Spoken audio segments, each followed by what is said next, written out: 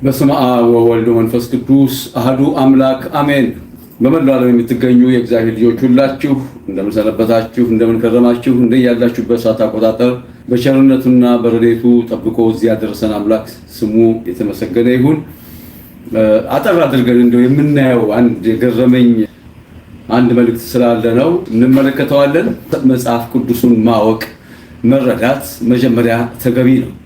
በተለይ ታቦትን መሸከም የኃጢአትና የፍዳ የበደል አይነት ተደርጎ የሚወሰድበት ጥግ ከበድ ይላልና ያንን እስቲ እንመልከትና ግን አንድ ነገር የገረመኝ ከመጽሐፍ ቅዱስ ጠቅሰው የሚያቀርቡትና ለተሰበሰበው ሕዝብ እውነት የሚመስል ግን በፍጹም የማይገናኝ ጥቅስ እና ሸክም እንዳይሆንባቸው አውዱና ጣሉት ብለዋል የሚል በጣም ስለገረመኝ ነው። እንስማው እስቲ።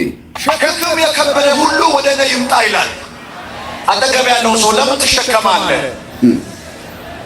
ሸክምን ሁሉ በሱ ላይ ጣለው። ሁለተኛ ዜና 35:1 ኢዮስያስ። በነገራችን ላይ ይሄንን ጥቅስ በደንብ አድርጉና ተከታተሉት። ስለ ኢዮስያስ ነው የሚናገረው። ኢዮስያስ ያለውን ደግሞ እያነበበው ነው። እንስማው።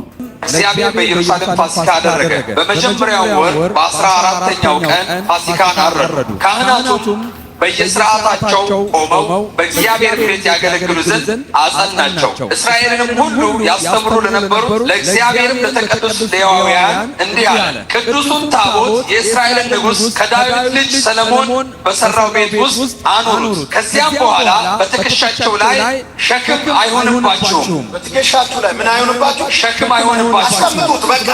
በጣም በእውነት የሚገርም ነው። አስቀምጡት በቃ አለ። እግዚአብሔር ያዘዘውን እንዳደረገ አድርጎ መናገር ተገቢ አይደለም። አሁን የተነበበልን ሁለተኛ ዜና መዋዕል ምዕራፍ 35 ላይ ያለው ቅዱሱን ታቦት የእስራኤልን ንጉሥ የዳዊት ልጅ ሰሎሞን በሠራው ቤት ውስጥ አኑሩት። ከዚህ በኋላ በትከሻችሁ ላይ ሸክም አይሆንባችሁም። ማን ያለው? ኢዮስያስ። ኢዮስያስ ማን ነው? በ16 ዓመቱ የነገሰ እስራኤላዊ ነው።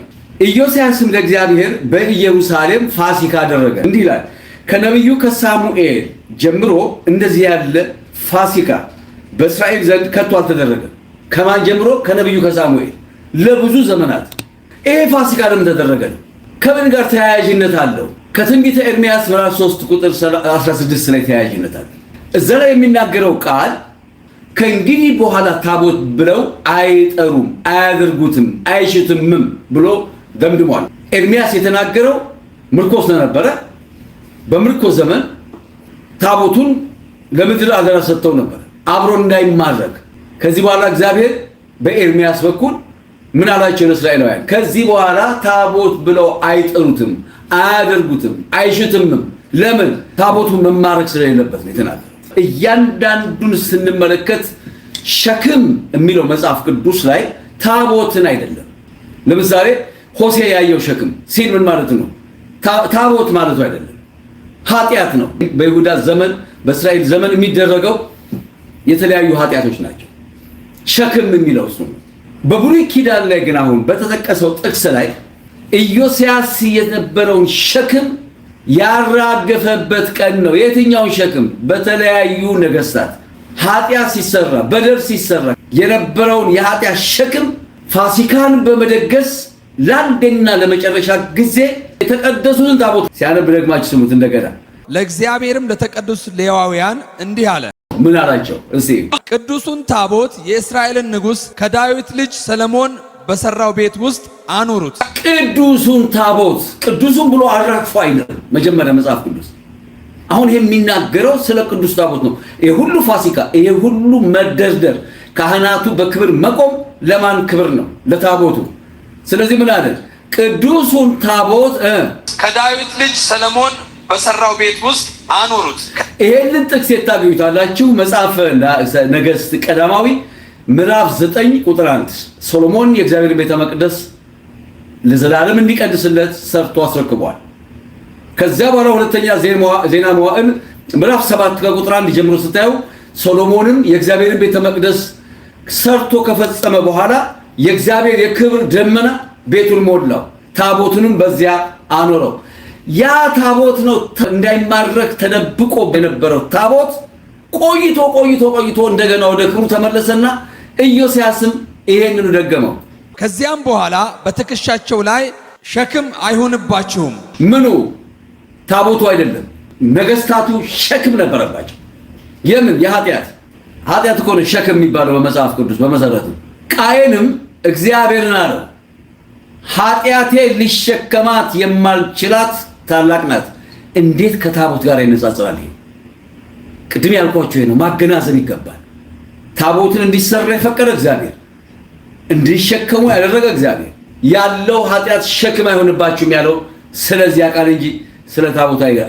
አንዳንድ ጊዜ ሸክም ራሱ ስልጣን ነው። ሙሴም እግዚአብሔርን አለው ለምን በባህሪያ ላይ ክፉ አደረግህ? ለምን? የህዝቡ ስልጣን ስለሰጠው ነው ማለት ህዝቡ እንዲመራ። ለምንስ በፊት ሞገስ አላገኘሁም? ለምንስ የዚህን ህዝብ ሁሉ ሸክም በእኔ ላይ አደረግህ? ስልጣኑን ለምን እንዲሰጠኸኝ? ሸክም ነው አንድም ስልጣን፣ አደራ። ኃጢአት ሸክም ይባላል፣ ስልጣን ሸክም ይባላል። ከታቦት መሸከም ጋር ግን በፍጹም የተለያየ ነው። የተሳሳተ ትምህርት አትቀበሉ። እንደውም ደስታው ደስታ የለም። ፋሲካም ያደረገው ዋናው የተደበቀ መጽሐፍ ተገኝቷል።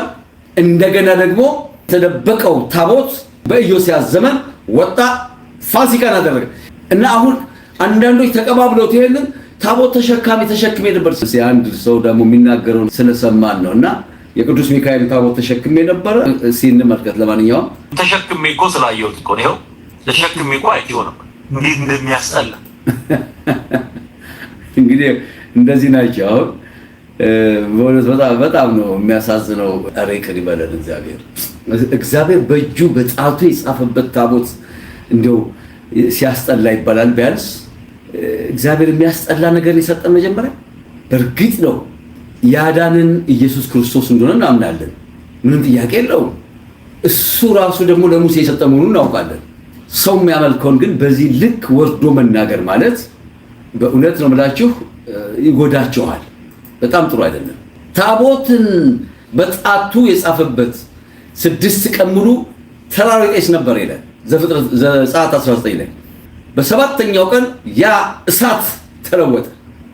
ከዛ በኋላ በጣቱ የጻፈው የእግዚአብሔር ጣት ምን አይነት ሕገ መንግስት እኮ አይደለም፣ ሕገ እግዚአብሔር ነው። የሚሽረውን አይሰጥም እግዚአብሔር። ዓለምን ከመፈጠሯ እስከ ፍጻሜ የሚያውቅ ነው እግዚአብሔር። መቅደስ ውስጥ ገባን ታቦት መሸከም ማለት የቤተክርስቲያን ትምህርት ማረጋገጫ ማለት አይደለም። አሐዱ አብ ብሎ መቀደስ ማለት በቃ የመጨረሻው ጥግ ደረስኩኝ በእውቀቱ ማለት አይደለም። ድሮውኑ ከኛ አልነበሩም ከኛ ዘንድ ወጡ የሚባለው